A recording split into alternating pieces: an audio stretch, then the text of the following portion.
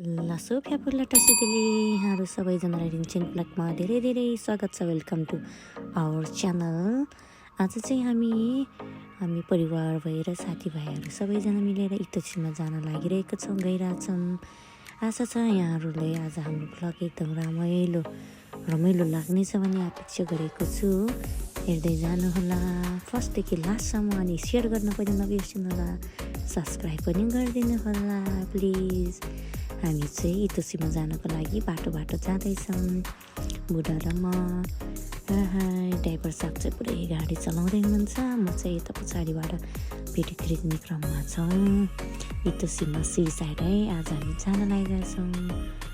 हेर्दै प्रकृतिसँगको मौसम पनि एकदम रमाइलो अनि आनन्दमय छ। बाटोहरू पनि धेरै राम्रो रहेछ।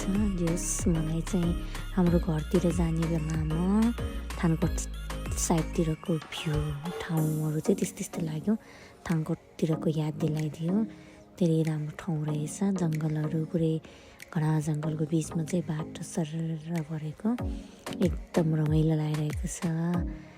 अनि मेरो पुन्ते राजा पनि छोरो चाहिँ निदाइरहेको छ। बुढा र म चाहिँ गफ गर्दै गइरहेछौँ। कस्तो राम्रो ठाउँ रहेछ है बुढा भन्दै चाहिँ गइरहेछु। आशा छ आज चाहिँ यहाँहरू सबैजनाले हाम्रो ब्लग धेरै नै रमाइलो लाग्नेछ है। फर्स्टदेखि लास्टसम्म चाहिँ स्क्रिप्ट नगरिकन हेरिदिनु होला। हे गीत पनि गाउँ।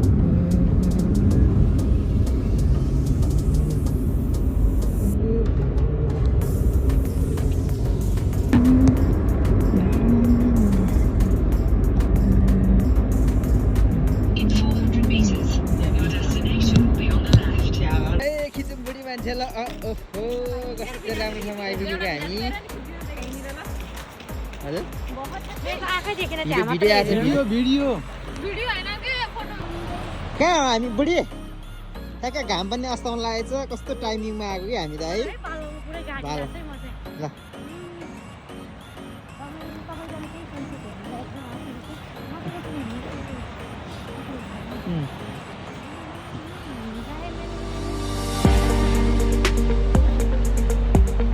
ल समुद्र पानी छुन जाने भने हेर्नु ल छिटो।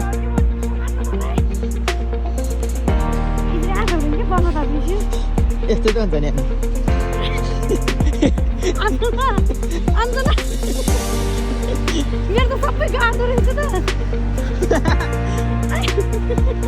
ल पानी छु ल समुद्र पानी छु ल पानी छु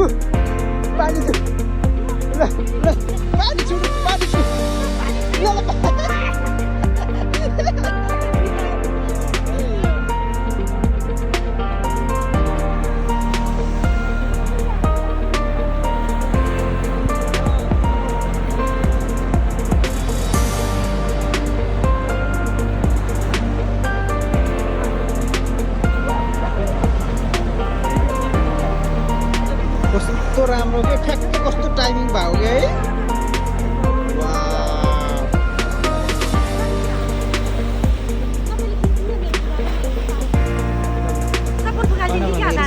यस्तो राम्रो भिडियो खिच्दैछ।